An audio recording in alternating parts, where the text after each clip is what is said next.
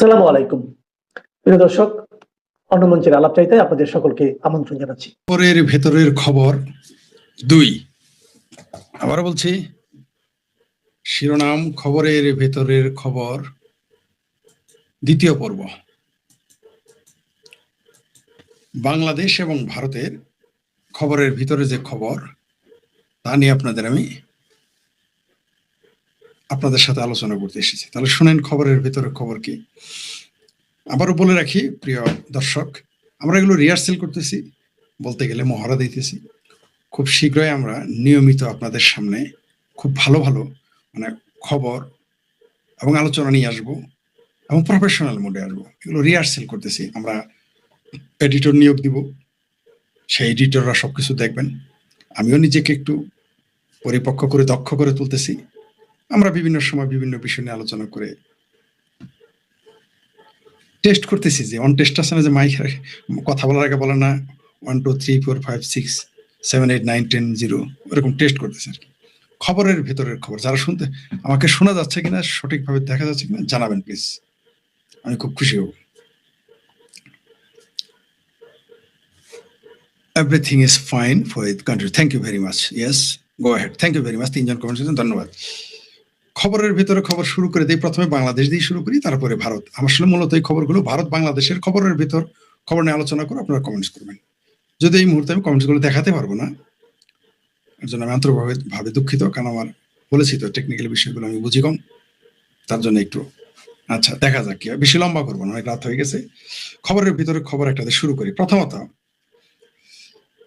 মোকসেদুল ইসলাম একজন আইনবিদ, তিনি বলেছেন যে জনগণের কাছে যেতে পুলিশ আর্মির যদি প্রয়োজন হয়, সেই রাজনৈতিক দলের অবস্থান ভেবে দেখতে হবে। উনিও কি আওয়ামী লীগের দোসর? উনিও কি আমার মতো শেখ হাসিনার দোসর, ভারতের দালাল? কি ভাবির পোলারা, উনি কিন্তু বাংলাদেশে আছেন। কি বলেছেন মোকসেদুল ইসলাম, একজন আইনবিদ বিচারক, তিনি বলেছেন জনগণের কাছে যেতে পুলিশ আর্মির প্রয়োজন হলে সেই রাজনৈতিক দলের অবস্থান ভেবে দেখতে হবে। আমার ভাবির পোলারা পুলিশ চেয়েছে, আর্মি চেয়েছে, এত মুরত তাদের। আমার ভাবির পোলাদের এত গ্রহণযোগ্যতা, তারা আর্মি পুলিশ ছেড়ে চলতে পারে না। আর আমরা কি বলেছি, আমাদের আর্মি পুলিশ লাগবে না, আমরা মাঠে থাকবো, তোমরা শুধু আর্মিকে বেড়াকে ফিরে যেতে বলো, তোমরা আমাদের পারলে ঠেকাও, বলেছি না? আমাদের আর্মি পুলিশ লাগবে না, তোমরা আর্মিকে বেড়াকে নাও, আর সঠিকভাবে নামতে দাও মাঠে, তোমরা ঠেকাইতে পারলে ঠেকাইও। আমার ভাবির পোলারা জামাত বিএনপি যদি পারো আমাদের ঠেকাও। আমরা মুক্তিযুদ্ধের পক্ষের মানুষ, আমরা মাঠে নামবো, তোমরা আমাদের ঠেকাও। আমরা প্রগতিশীল মানুষ, মাঠে নামবো, তোমরা ঠেকাও। কত মুরত আছে ওই ভাবির পোলাদের মামাদের যাইতে বলো। হাইরে চাপা এদের ছিল, আওয়ামী লীগ পুলিশ ছাড়া এসে দেখুক, ছাত্রলীগ পুলিশ ছাড়া এসে দেখুক, যুবলীগের সম্রাট পুলিশ ছাড়া এসে দেখুক, পরশ পুলিশ ছাড়া এসে দেখুক, তাই না? বলেন নাই অমুক নেতা পুলিশ ছাড়া এসে দেখুক, তমক নেতা পুলিশ ছাড়া এসে দেখুক, শামীম ওসমান পুলিশ ছাড়া এসে দেখুক, কথা বলেন নাই? অমক তমক বলছেন কিনা? এখন তো দেখি আপনারা আর্মি নিয়ে চলেন, আর্মি ছাড়া চলতে পারেন না। আর ভাবির পোলা তো আর্মি পুলিশ এবং ট্যাঙ্ক কাউন্ট ছাড়া চলতে পারে না। আগামী 23 জুনের মধ্যে আপনারা কিন্তু নেটো বাহিনী ছাড়া চলতে পারবেন না, এটা মনে রাখেন। যাই হোক, তারপর আসি একটু ভারত নিয়ে একটু কথা বলি, একটু খবর দিই। ভারত খুব একেবারে, ভারতকে আমাদের বাংলাদেশের ভাবির পোলারা তো গুনেই না, ভাবির ব্যবসা ছাড়া তো মানেই না। শুনেন, যদি ভাবির ব্যবসা ছাড়া তারা আবার চিকিৎসা করতে যায়। পারমাণবিক জ্বালানি শিল্পে ভারতকে ইউরেনিয়াম দেবে কে? নাম বলবো, অস্ট্রেলিয়া। শোনেন ভারত কোথায় চলে গেছে, খবরের ভিতর আর্জেন্টিনায় জ্বালানি, ইউরেনিয়াম অস্ট্রেলিয়া, ইরান জ্বালানি, কি বুঝলেন? রাশিয়া জ্বালানি, ইউরোপীয় ইউনিয়ন, মানে তারা পৃথিবীর সর্বকালের সব, মানে বলছে মাদার্স অফ অল ডিলস।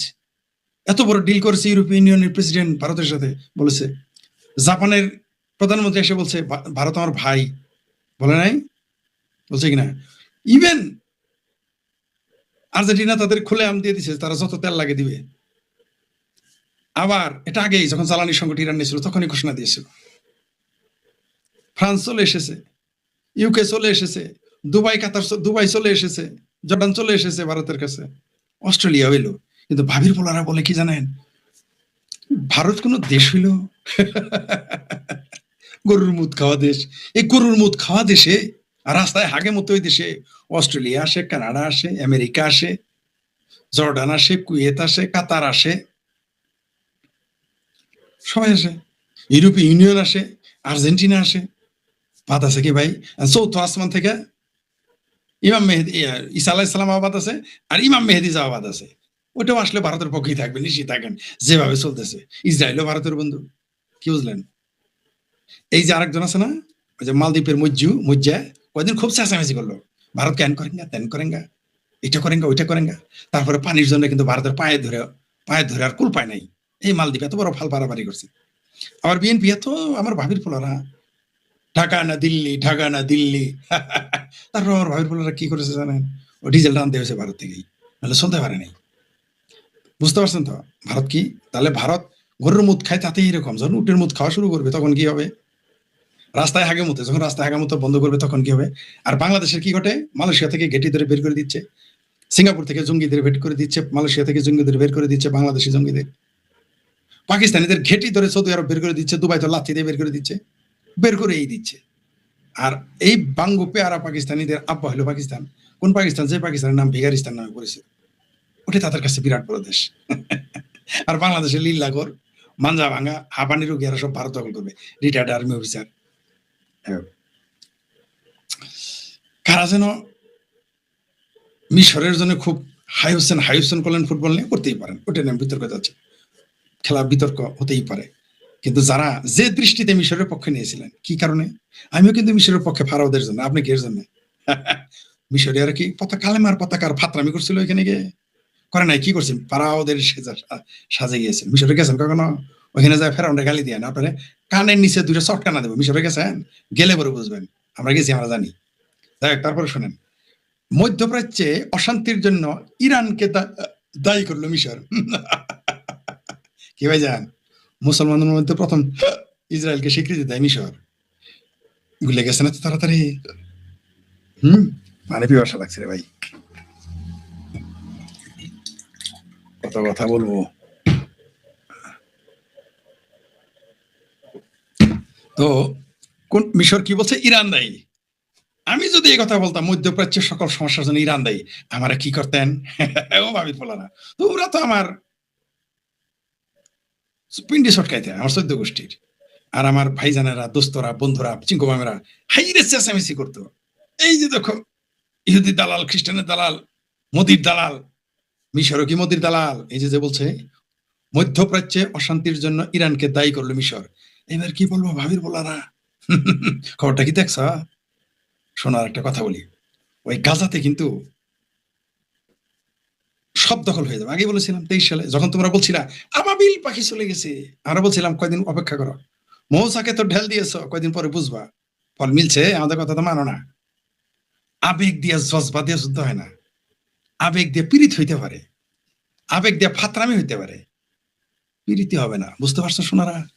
এত সস্তা না। রাজনীতি, বিশ্বনীতি আলাদা জিনিস। তোমরা এখন যা করতেছ, তোমার মনে হচ্ছে একটু ভালো করতেছ, কিন্তু না। ওই যে বাংলাদেশে কালেমার পতাকার যে ফাতরামি, সেটা ভাঙা মায়ের দিবে আমেরিকায় একদিন। যে আমেরিকার পাওসুস তার না এখন, যে আমেরিকাকে বলছো না যুক্তরাষ্ট্র আমাদের পরীক্ষিত বন্ধু, হ্যাঁ, ওই সেটা ভাঙা মায়ের যুক্তরাষ্ট্র তোমাদের দিবে, তখন কিন্তু চেঁচাবা, তখন আমাদের কথা মনে হবে। ওই যে আমাদের জামালপুরে একটা কথা আছে, পুটকি আতাবি পারবি গাইল, আজ বুঝবি না বুঝবি খাইল, কালামের ফাতরামি সোজা করে ফেলবে। ওটা বলতেছি, বুঝতেছো না? তাই না বাবা? ভাবির বলারা বুঝবা কয়দিন পরে, বুঝতে পারছা? বুঝবা। তো এই যে আমি যে কথা বলি ইরানের জন্য, তাই তোমরা তো মানো না। ওই গাজাতে যেমন আমেরিকা যাবে, ফ্রান্স যাবে, ব্রিটেন যাবে, ইসরায়েল যাবে, সাথে কারা যাবে জানো? দুবাই আর সৌদি আরব, কুয়েত, কাতার। এরা গিয়ে ওখানে বিল্ডিং করবে, মার্কেট বানাবে, পার্ক বানাবে, বার বানাবে। নিশ্চিত থাকো, স্টেডিয়ামও হইতে পারে। নিশ্চিত থাকো ভাবির পোলারা, গাজা গেয়া লেবাননও যাচ্ছে, সিরিয়া তো তোমাদের হাত ছাড়াই। বুঝতে পারছো ভাবির পোলারা? আমরা পাশের কথা আগে কই, তার জন্য আমরা শয়তান কও। দুষ্ট লোকেরা জিন্দা পীর বলে, আল্লাহ রলিয়া বলে, মাঝে মাঝে যাই গান শোনা। পরের লাইনে যাই।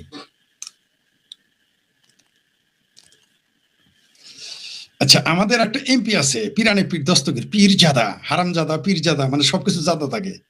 পীর জাদা, এই দেশটা খাইছে পীরে আর জিরে। তার একটা পীর, বাটপার একটা হয়েছে না, অনুরোধের আসরে এমপি, হারাম জ্বালা নাকি হাম জ্বালায়, জঙ্গি এমপি।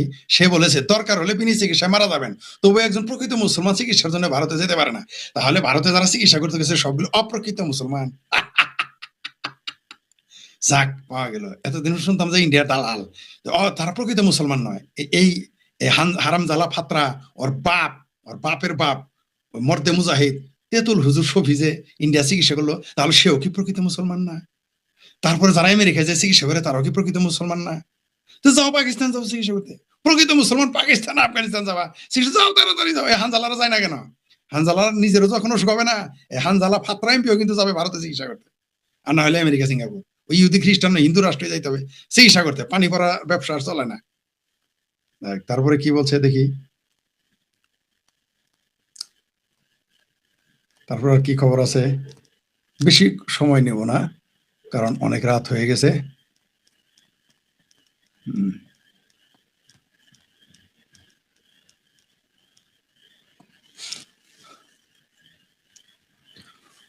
বাংলাদেশে মীর শাহ আলম সাহেব বলেছেন, বাংলাদেশে তুরস্কের যৌথ উদ্যোগে বগুড়ায় হচ্ছে ড্রোন কারখানা। মানে জঙ্গিদের আসল ঘাঁটি হতে যাচ্ছে বগুড়া, ইন্টারন্যাশনাল জঙ্গিদের আর কি। এমন সেটা ভাঙা মায়ের খাবে বগুড়ায়, কিন্তু বিমান হামলাটা হবে।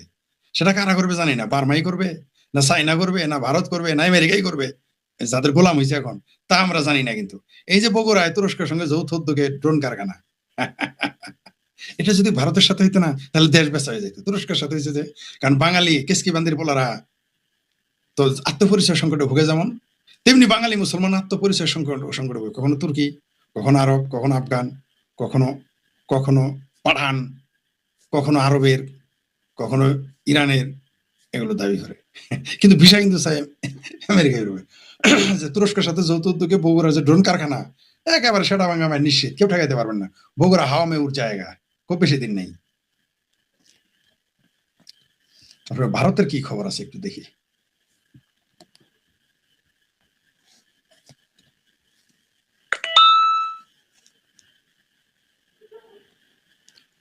আমাদের সরিষাবাড়িতে একজন মা মামলা করেছিলেন যে প্রকৌশলী ছেলেকে গ্রেপ্তার করা হয়েছে, যদি সেটা বিতর্ক আছে। তারা ভাই বোনেরা বলেছে তার মাই নাকি তার মামাদের জমি দিয়ে দিয়েছে, আর ছেলেরা, এটা হলো ছেলেদের বক্তব্য, মায়ের বক্তব্য হলো ছেলেরা আমাকে বের করে দিয়েছে। মানে একটা সংশয়ের বিষয় রয়েছে। তবে ওই মাও কম দায়ী নয়। সন্তান কেন তার সন্তানকে তিনি সুশিক্ষা দিতে পারেন না, যত এখন বুকে কোরআন শরীফ নিয়ে সরিষাবাড়ি থেকে বের হয়ে যান পোগল দিঘা থেকে, কিন্তু এটা একটা বাটপারে। আপনার সন্তানকে আপনি সুশিক্ষা দিতে পারেন না, এটা আপনি ব্যর্থ। আপনার সন্তানটা দোষী, কোনো সন্দেহ নেই। আপনাকে বের করে দিয়েছে, যে কোনো মূল্য বের করে যদি দিয়ে থাকে, এটা অবশ্যই অন্যায় করেছে, কিন্তু এর জন্য আপনাকে দায়ভার নিতে। আপনি কেমন মাতা, আপনাকে বের করে দেয়? আপনি কেমন মা, আপনাকে সন্তান বের করে দিল কেন? নিশ্চয়ই আপনার শিক্ষার ত্রুটি আছে, এটাও আপনাকে স্বীকার করতে হবে। তবে এটা অন্যায়, মাকে বের করে দেওয়া অবশ্যই অন্যায়। গ্রেপ্তার হয়েছে। এরা আবার বলেছে মামুরা, বুঝছেন, মামুরা, এদের ধারণা তার মামুরা অদ্ভুত ব্যাপারের মামুর নাম আমার ফরিদ, এর ইজ্জতটা মেরে ফেলেছে আমার। তার মামুর নাম নাকি ফরিদ চেয়ারম্যান, বুঝতে পারছেন? না ভাই, আমি কোনোদিন ওই বোনের ওই বুদ্ধি দিব না যে ভাগ্নেদের সম্পত্তি না দিয়া তুমি আমার কাছে আসো। জিন্দগিতে এই বুদ্ধি কোনো মামা, আমার মতো মামারা দিবে না, কংস মামারা দিতে পারে, এটা আমার পক্ষে সমান। আমার যদি থাকে ভাগ্নেদের দিব, কিন্তু দিব না, ঠিক আছে? এটা সম্ভব না। কিন্তু যিনি এটা করেছেন, এই যে মামলা, এটা নিয়ে রহস্য রয়েছে। যাই হোক, দুঃখজনক, আমাদের সরিষাবাড়ির জন্য এটা একটা দুঃখজনক ঘটনা।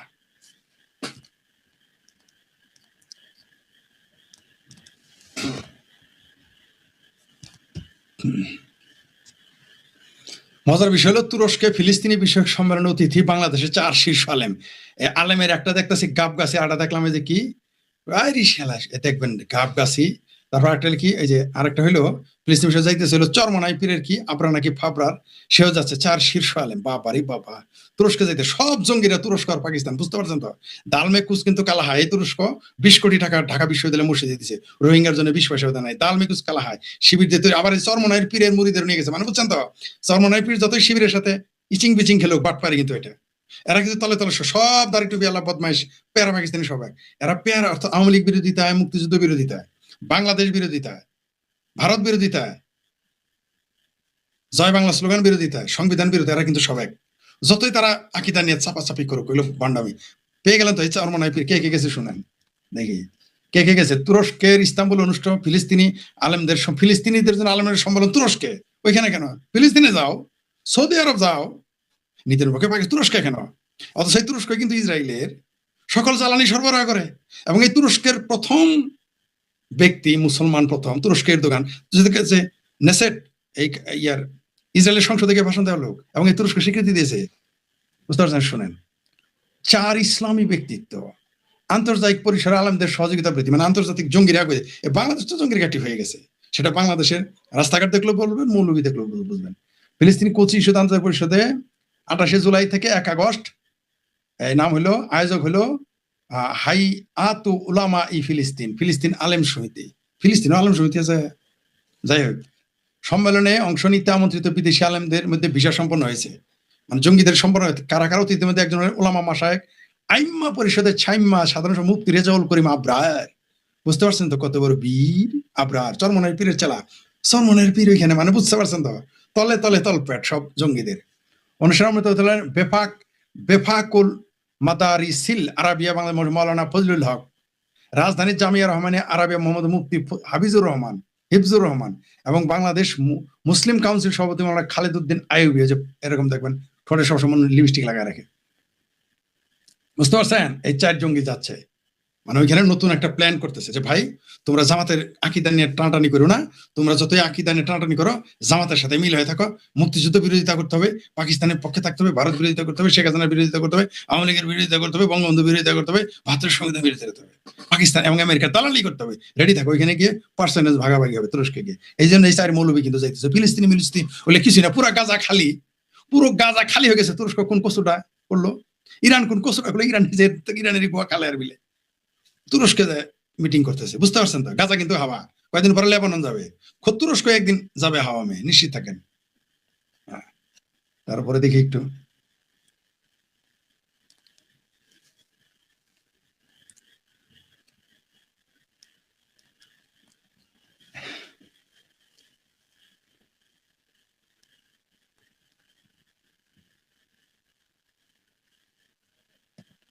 মজার ঘটনা। এনসিপির নেতা বলেছেন দক্ষিণ প্লাজায় হাদি ভাইয়ের সমাধি কেন্দ্র করে একটি বহুতলীন ক্লাব কালচার সেন্টার করে উঠতো। তাহলে আগামী 100 বছর এই দেশের রাজনৈতিক দর্শন সংগ্রামের, বাবা রে বাবা, একটা কাম করা যায় না? ভাবির পোলারা এটা বলছে, কে জানো, এটা আবার বলছে এনসিপি নেতা আকরাম, একটা কাম করা যায় না, হাদিরে নবী রাসূল ঘোষণা করা যায় না? মানে হাদি বাংলাদেশে যে কি করে ফেললো, তার জন্য দক্ষিণ প্লাজায় 100 তলা বিল্ডিং বানায়, সেখানে হাদি কালচার বানাইতে হবে, সেন্টার বানাইতে হবে, ভবন বানাইতে হবে, নবী রাসূল ঘোষণা করে ফেলে। এনসিপি যারা আছো আর জামাতে যারা আছো, এখন হাদিরে নবী রাসূল ঘোষণা করো, কারণ এত সুন্দর শব্দ উচ্চারণ করে, তালিবাস সব অন্তস্থ কারা সূরা নাজিল করে ভালো পারলে, চৌথ আসমান থেকে একটা তালিবর্ষ ও অন্তস্থ একার আ নামে নয়া সূরা, আপনাদের বলছি না, জামাত এটা কিন্তু নতুন সূরা নাজিল করে ফেলবে। 114টি সূরা কোরআনে, এরা দেখবেন 117টি বানাবে, সূরা মগি বগি ঠগি, এখন আর একটা বানাবে তালিবর্ষ ও অন্তস্থ একারা, সূরা এ তালিবর্ষ ও তালিবর্ষ একার অন্তস্থ একারা, সূরা ডট ডট আ, ওই যে হাতি যেটা বলে, বুঝতে পারছেন, সূরায় তালিবর্ষ একার ও অন্তস্থ একারা, এটা এখন নাজিল করবে এরা এখন বানাই ফেলবে কয়েকদিন পরে। ইনকালাব মঞ্চ, ইনকালাব সেন্টার নাকি কালচারাল সেন্টার। এইবার শুনেন, বাংলা ট্রিবিউন আসছে, কারা অধিদপ্তরের তথ্যে বন্দি মৃত্যু ঊর্ধ্বমুখী চিত্র উঠে এসেছে, কারাগারে মৃত্যুর সংখ্যা বাড়ছে। নেপথ্যের কারণ কি? নেপথ্যের কারণ হলো বাংলাদেশের মুক্তিযুদ্ধের পক্ষের যারা মানুষ আছে, যারা প্রগতিশীল মানুষ আছে, যারা জয় বাংলা স্লোগান দেয়, আওয়ামী লীগ ছাত্রলীগ তাদেরকে মেরে ফেলতেছে, সেই জন্যই বেড়ে গেছে মৃত্যু, কারাতে মৃত্যুবরণ করতেছে। হিসাব দিতে হবে। ডক্টর ইউনূস থেকে শুরু করে তার যে এনজিও বাহিনী, এনজিও গ্রাম সরকার এবং বর্তমান সরকার পাই করে হিসাব নেওয়া হবে, কোনো ছাড় দেওয়া হবে না। বাংলাদেশের জমিনে ওয়াকার সহ যারা যেখানেই থাকো, মৌলবী সহ, দাড়ি টুপি রাখার পলায় থাকতে পারবে না, আর্মির পোশাক থাকলেই তুমি মাপ পাবা না। মনে রেখো শোনার চান, বিচার একদিন বাংলার জমিনে, পৃথিবীর যেখানেই থাকো। মইনুদ্দের কিন্তু এখন হার কিন্তু খুঁজে পাওয়া যায় না, আমি ওয়াকারকে বাংলাদেশে একদিন খুঁজে মনে রাখবে না, বিচার একদিন এই বাংলার জমিনে হবে যারা এই কারাগারে হত্যা করতেছে।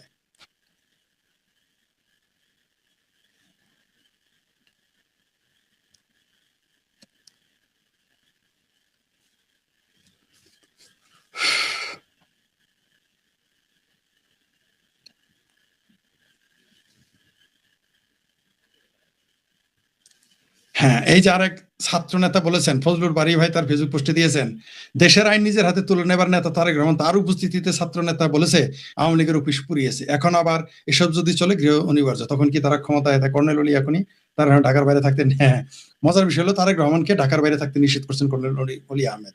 আমরাও কিন্তু বলেছিলাম তারেক রহমানের ভাগ্য কিন্তু বেনজির আহমেদের মতো হইতে পারে।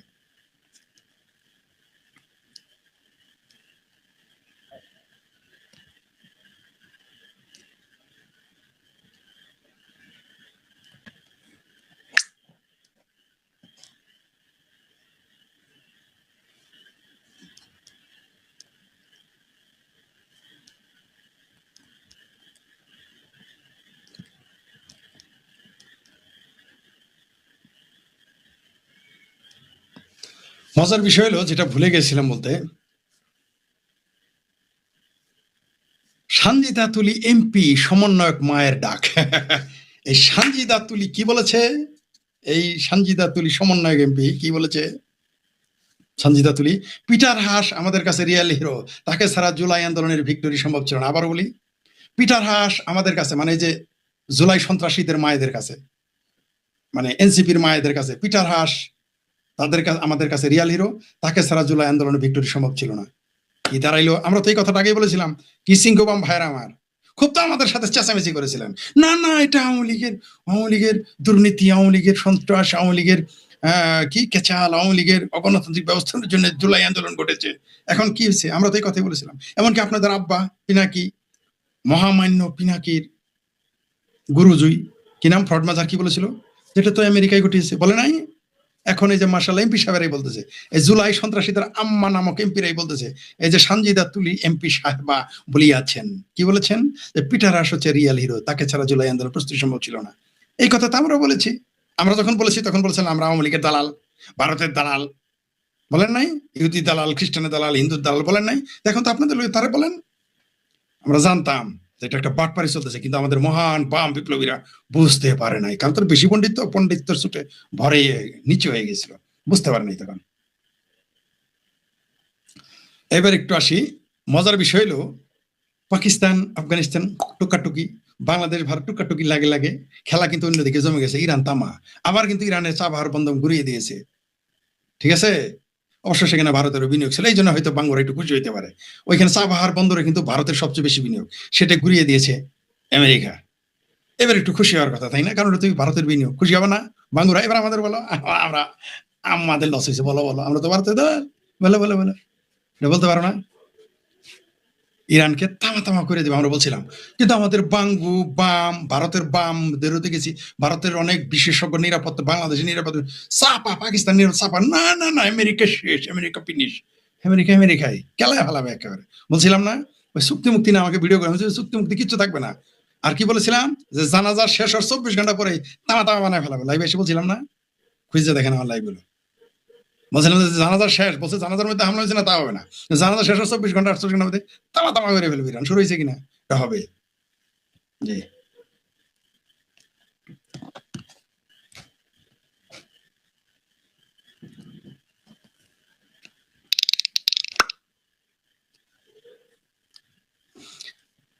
আমাদের সাংবাদিক মাহবুব কামাল, বয়স্ক, যিনি আগে যার, তিনি বলেছেন যে তিনি একটা সম্ভবত তার টিভির সাক্ষাৎকারে এটা আসছে, আমেরিকার বিরুদ্ধে বলে শেখ মুজিব শেখ হাসিনা কেউ টিকতে পারে নাই। জি, এটাই সত্য। বঙ্গবন্ধু শেখ মুজিবুর রহমানকে মেরে ফেলা হয়েছে, আর শেখ হাসিনাকে উচ্ছেদ করা হয়েছে। আর যে আওয়ামী লীগেরা ভারতের উপরে গুসা করে আছেন না, খোমেনি লীগেরা, ভারত না থাকলে শেখ হাসিনা বাঁচতে পারতো না, এটাই সত্য কথা। এই যে সাফা মারেন না, অনেক দেখি বিপ্লবী আওয়ামী লীগার, শেখ হাসিনা ভক্ত, বিরাট বড় আওয়ামী লীগার, কেউ কেউ আবার ভারতের সমালোচনা করেন না। শেখ হাসিনা কিন্তু 4 তারিখে তাকে মেরে ফেলার কথা ছিল, আমরা জানতাম 4 তারিখে মেরে ফেলার কথা ছিল, 4 তারিখ রাত্রে, কিন্তু ভারতের জন্য পারে না। আরেকটা দেশ আছে, নাম বলবো না, সময় মতো বলবো, জানি কিন্তু বলবো না। আর একটা দেশ আর ভারত, এই দুইজনের কারণে টিকে শেখ হাসিনা জীবিত ছিলেন। শেখ হাসিনা 4 তারিখ রাতে মেরে ফেলতো, আমরা জানতাম, খুব চিন্তিত ছিলাম, খুবই চিন্তিত ছিলাম যে শেখ হাসিনাকে মেরে ফেলা হচ্ছে, তার বোন সহ। কিন্তু ভারত সহ আরেকটি দেশ রক্ষা করেছে তাকে। চাপা যতই মারেন, আওয়ামী লীগের কেউ দেখি খুব চাপা মারে, সারাদিন ভারতের সমালোচনা করে। ভারত না থাকলে শেখ হাসিনা জিন্দা বাঁচতে পারতো না। এবং ভারত আপনাদের পাশে না থাকলে যতই ভারতের সমালোচনা করেন, ভারতের দেখি নিয়ে বিনিয়ে কত লোক কত কথা বলে, এতই নিয়ে বিনিয়ে দেখায় না। ভারত ছাড়া কেউ নেই শেখ হাসিনার পাশে। কোন মুসলিম রাষ্ট্র একটা আসবে না, ইরানের জন্য যতই হাই হোসেন করেন, মিশরের জন্য যতই ভালো, কোন মুসলিম রাষ্ট্র শেখ হাসিনার পক্ষে আসে নাই, আসবেও না। ভারতই ছিল, ভারত না থাকলে মারা যাইতো নেত্রী, এটা জানেন আপনারা? আমরা ভারতের প্রতি কৃতজ্ঞ, যেমন 71-এর কারণে, তেমনি ভারতের প্রতি কৃতজ্ঞ শেখ হাসিনাকে জীবিত রাখতে সহযোগিতা করেছে, সেই জন্য কৃতজ্ঞতা প্রকাশ করি। তারপর আওয়ামী লীগের লোক আমাদের গালি দেয়, অন্যের কথা কি বলবো, বিএনপি, জামাত, হেফাজত, ভাবির পোলাদের কথা, ভারতীয়রাই আমাদের, আওয়ামী লীগের কিছু কিছু লোক আমাদের গালি দেয়। এটা জানেন? শেখ হাসিনা রক্ষা পাইত না, জানে বাঁচত না। এমনকি যে আওয়ামী লীগের নাম ঠাম যখন নেওয়া হইতেছে, এই যে কারো চাপাও খুঁজে পাওয়া যেত না, আর এমনি তো খুঁজে পাওয়া যায় নাই। 4 তারিখের পরে কারা 5 তারিখে ছিলেন আমরা কিন্তু জানি, বিশেষ করে আমি কিন্তু খুব ভালো করেই জানি কারা কারা কথা বলছেন, বা এখনো তো কত মর্দে মুজাহিদ এই কথাই বলে না আওয়ামী লীগের। যাই হোক, অন্য বিষয়। মজার বিষয় হলো জামাতের এমপি, জামাতের সদস্যগণ বলেছে 11 দলকে হারানোর ষড়যন্ত্রে অন্তর্বর্তী সরকার ছিল, বুঝতে পারছেন? এখন ইউনূসের যার বিলাই তারেক ম্যাও, এই তারেক রহমানরে নাকি জিতাই দিছে অন্তর্বর্তী সরকার, জামাত নাকি ক্ষমতায় যেত গা। সুষ্ঠু এরাই না বলো সুষ্ঠু নির্বাচন হয়েছে, জামাত বলেছে ঐতিহাসিক নির্বাচন, নির্বাচন কমিশনার বলেছে ঐতিহাসিক নির্বাচন, সেনাবাহিনী ওয়াকার বলেছে ঐতিহাসিক নির্বাচন, ইউনূস বলেছে ঐতিহাসিক নির্বাচন। এখন জামাতের লোক দিতেছে, জামাতের সাদা শকুনটা বলতেছে 11 দলকে হারানোর ষড়যন্ত্রে অন্তর্বর্তী সরকারও ছিল। অবশ্যই এগুলো নাটক, এগুলো আমরা জানি। এগুলো খালাতো ভাইয়ের ঝগড়া জমি নিয়ে আর কি, মামাতো ভাই, ওগুলো মামা ভাইনের ঝগড়া, আমরা জানি এগুলো নাটক। তাও একটু জানাইলাম আপনাদের আর কি।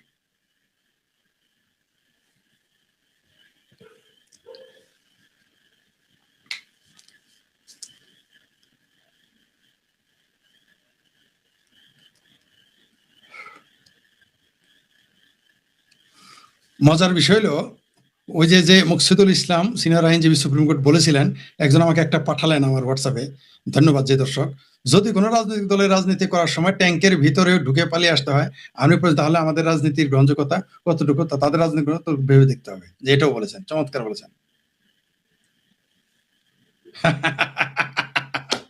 উমামা ফাতেমা দাতাল আছেন, একটা দাতাল, আমার ভাবির মেয়ে, গাল এরকম ছিল, পেটটা এরকম ছিল, এখন মোটামুটি দাঁতের মধ্যে মোটামুটি আর কি যেন লাগায়। যাই হোক, তিনি বলেছেন জুলাই আন্দোলন করে আমি প্রতারিত হইনি, কারণ আমি আগেই জানতাম এটা জামাত শিবির আন্দোলন। এই কথাটা তো আমরা বলতাম যে এটা জামাত শিবির, 2018 সালে বলছিলাম কোটা বিরোধী তথাকথিত আন্দোলন এটা জামাত শিবির আন্দোলন, তখনই তো জানতাম, আমরা তখনই বলেছি। তখন আওয়ামী লীগেরও তো বিশ্বাস করাইতে পারিনি, বিএনপি তো দূরের কথা, অন্যদের তো আওয়ামী লীগে বিশ্বাস করে নাই।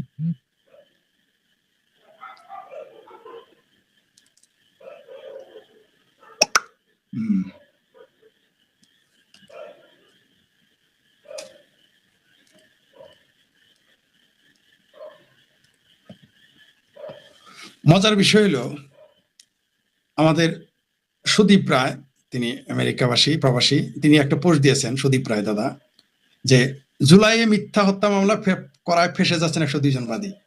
এই জুলাইয়ে যে কত মিথ্যা মামলা করা হয়েছে রে ভাই, হিসেবে সুদীপ রায় একটা পোস্ট দিয়েছেন যে উনি শিরোনামটা সুন্দর দিয়েছেন, নুনুস মানে ইউনুস ম্যাজিক আর কাজ করছে না বলে একটা ফটোকার্ড দিয়েছেন। জুলাইয়ে মিথ্যা হত্যা মামলা করায় ফেসে যাচ্ছেন 102 জন বাদী। বুঝতে পারছেন তো, বাংলাদেশে এই জুলাই নামে যে হত্যা, এখন কি করবেন? এই 102 জনের তো বহু আওয়ামী লীগের নেতা এমনকি শেখ হাসিনাকে ফাঁসি দিয়েছেন, এবার আপনাদের মামলা টিকলো? এই কথাগুলি আমরা বললেই আমরা তখন শেখ হাসিনা দালাল। 102 জন বাদী ফেসে যাচ্ছে এই সরকারের আমলেই। তাহলে সরকার বদলিলে কি হবে? এরা বললো আমরা তো কিছু জানি না, দুধ খাই, আমরা কিছু জানি না। বলবে যে তারেক রহমান করাইছে, জামাতের আমির করাইছে, ইউনূস করাইছে, কারণ তখন তারা সব পালায় যাবে। তখন এগুলো বলবে এই বাদী, এই বদগুলো।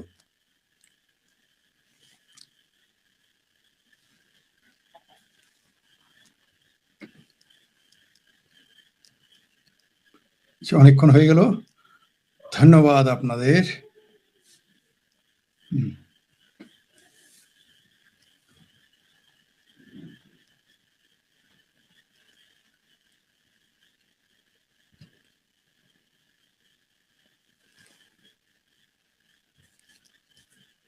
দেখি আর কি আছে, আরেকটা দেখ।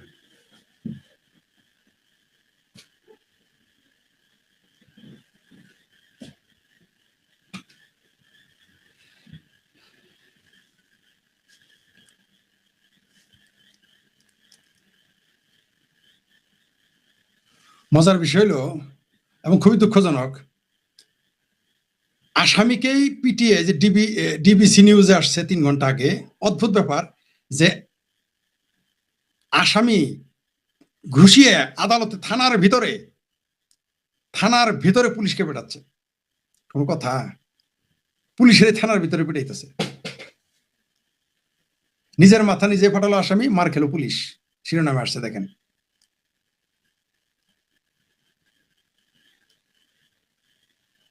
শেষ করে দেই এবার।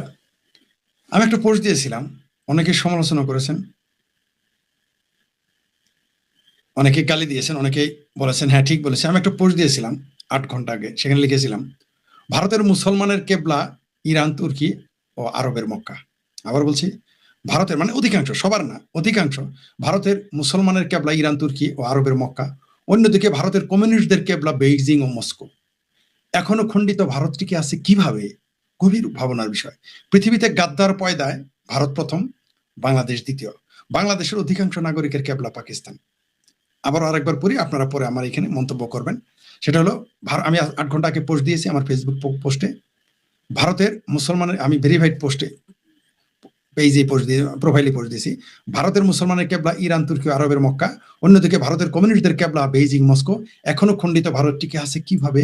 গভীর ভাবনার বিষয়। পৃথিবীতে গাদ্দার পয়দায় ভারত প্রথম, বাংলাদেশ দ্বিতীয়। বাংলাদেশের অধিকাংশ নাগরিকের কেবলা পাকিস্তান। কেন বলেছি গাদ্দার পয়দায় ভারত প্রথম, বাংলাদেশ দ্বিতীয়? কারণ হচ্ছে যে ভারত থেকে যারা ভেঙেছিল সেই মুসলিম লীগ, এমনকি ভারতের স্বাধীনতা যারা চায়নি, কমিউনিস্ট, অনেক কমিউনিস্ট ভারতের স্বাধীনতা চায়নি। এটা নিয়ে একদিন বিশদ আলোচনা করব। এমনি আমাকে ভারত গবেষক বলে না।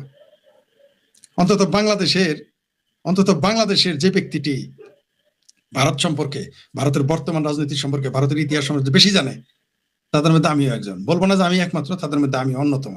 এটা যারা আমার পরিচিত তারা সবাই জানেন। সেটা ভারতেই থাকেন আর বাংলাদেশে থাকেন, সেটা জানেন। ভারতের রাজনীতি সম্পর্কে আমি কতটুকু জানি, ভারত সম্পর্কে কতটুকু জানি, সেটা আমার সাথে যারা পরিচিত তারা খুব ভালোভাবে, ভারতের সাহিত্য, দর্শন, ভারতের ইতিহাস, ভারতের ধর্ম, এগুলো কতটুকু জানি এটা আমার সাথে যারা সবাই জানেন। যেটা বলতেছিলাম কিভাবে ওই যে রেজাকার হায়দ্রাবাদে ছিল, রেজাকার, সেই রেজাকার একটাও কয়টা পাকিস্তান গেছে নাম বলতে পারবেন? যদি 1 লাখ রেজাকার থাকে তাহলে হয়তো একটা বা দুইটা গেছে। আর যত ভারতীয় মুসলমান যারা পাকিস্তান চেয়েছিল, জান মাল সব দিয়েছে এবং জান নিয়েছে, তারা কিন্তু পাকিস্তানে নয়, ভারতে থেকে গেছে। বরং যারা গিয়েছিল তাদের মধ্যে থেকে প্রায় 10-12% ফেরত আসছে।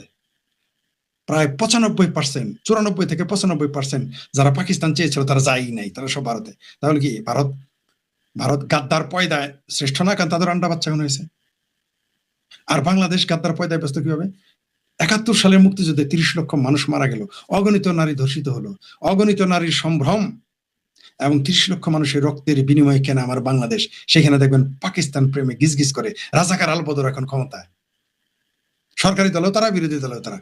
অদ্ভুত ব্যাপার, এখান থেকে আওয়ামী লীগ নিষিদ্ধ। কি বুঝলেন? তাহলে গাদ্দার পয়দায় বাংলাদেশ দ্বিতীয়। আসলে বাংলাদেশকে প্রথম বলা উচিত, কিন্তু এখনো বললাম না। অন্তত প্রথম স্থানটা ভারতকে দিলাম। ভারতে এরকম গাদ্দারের আছে সব মুসলিম লীগ, আর হয় কমিউনিস্ট হয়েছে, সিপিআইএম হয়েছে। সিপিআই তখন সিপিআইএম ছিল না, সিপিআই। কমিউনিস্ট গাদ্দার কেন বললাম? 62-তে তারা কার পক্ষে ছিল? 42-এ কমিউনিস্টরা কার পক্ষে ছিল? 1942 সালে একটু খোঁজ নিয়েন। 1942 সালে কমিউনিস্টরা কার পক্ষে ছিল? কংগ্রেস কার পক্ষে ছিল? 1962 সালে কমিউনিস্টরা কার পক্ষে ছিল? ভারতের কমিউনিস্ট পার্টি সিপিআই কেন ভেঙে গিয়েছিল জিজ্ঞেস করেন। সেই জন্য বলেছে মক্কা, মস্কো আর বেজিং। যাই হোক, এই গাদ্দাররা ভারত বাংলাদেশকে অস্থিতিশীল করে তুলেছে। তা না হলে এই বাংলাদেশ আর ভারত যদি গাদ্দার পয়দায় প্রথম দ্বিতীয় না হতো, এরা পৃথিবী শাসন, অলরেডি ভারত পৃথিবী শাসনের দিকে যাচ্ছে, আর বাংলাদেশ পৃথিবীতে ডেভেলপ হতেছিল, সেগুলো ধ্বংস হয়ে গেছে। আমরা অনেক উপরে থাকতাম, কিন্তু গাদ্দারদের জন্য আমরা পারবো না। এই বাংলাদেশে এই পাকিস্তানের এমপি সংসদ দ্বারা বলেছিল আমি বাংলাদেশ বানাতো, আমি বাংলাদেশ বানাতো। আর আমরা এখন শ্রীলঙ্কার পিছনে, উগান্ডার পিছনে রপ্তানিতে। আমরা কোন বাংলাদেশকে কোথায় নিয়ে আসলো এই জুলাই সন্ত্রাসীরা? 5ই আগস্টের পরে 2024 সালের এই জুলাই জঙ্গিরা বাংলাদেশকে কোথায় নিয়ে গেছে দেখেন। যে এখন আমরা উগান্ডারও নিচে রপ্তানিতে, শ্রীলঙ্কার পিছিয়ে পড়ে গেছে। যে শ্রীলঙ্কাকে জননেত্রী শেখ হাসিনা এবং আওয়ামী লীগ সরকার, আপনি আওয়ামী লীগ সরকার সমালোচনা করেন, ভালো কথা। তার যে নির্বাচনের সমালোচনা ছিল, আইনের সমালোচনা ছিল, নির্বাচন নিয়ে, তারপর আইন শৃঙ্খলা, বিভিন্ন দুর্নীতির সমালোচনা, কিন্তু যেটা সত্য সেটা বলবেন না। $200 মিলিয়ন যাকে ধার দিল, সে আজকে এখন উন্নয়নশীল রাষ্ট্রে পরিণত হয়ে গেল, আর আমরা এখন আস্তে আস্তে করে শিল্প কারখানা বন্ধ হচ্ছে। যাও কিছুটা কমেন্ট পড়ি, দেখি কি হয়।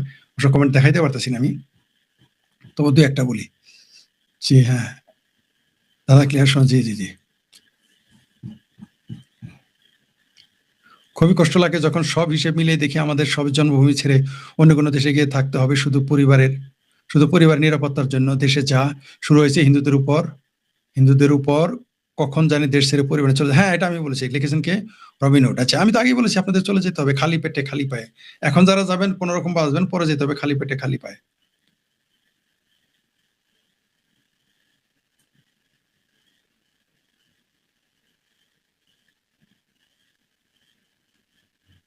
একজন লিখেছেন কি মুগ্ধ 17, বাংলাদেশের অভ্যন্তরে যে জঙ্গি ঘাঁটি আছে, এটা তো ভারতের গোয়েন্দাদের তথ্য প্রমাণ আছে, তারপরও ভারত কেন বাংলাদেশ সরকার জবাব দিবে?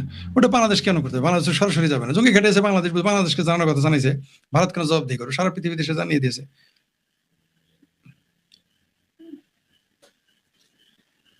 জুলাই ষড়যন্ত্র পরিকল্পিত, এত কিছু ফাঁসার পরে এত লজ্জা হয় না?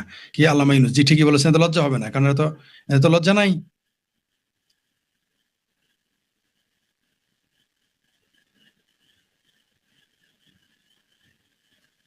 হ্যাঁ, বাংলাদেশের যে কয়টা থানায় হিন্দু ওসি আছে সব জামাত হিসাব নিছে, তাই জামাত তৌহিদি জনতা আর বোরখা জামাতি মহিলা সব পুলিশ পিটিয়ে আহত করে বুকের নিজের মাথা ফাটিয়ে হ্যাঁ তা জানি না ঘটনা কেমন, ঘটনা সম্পূর্ণ পড়িনি,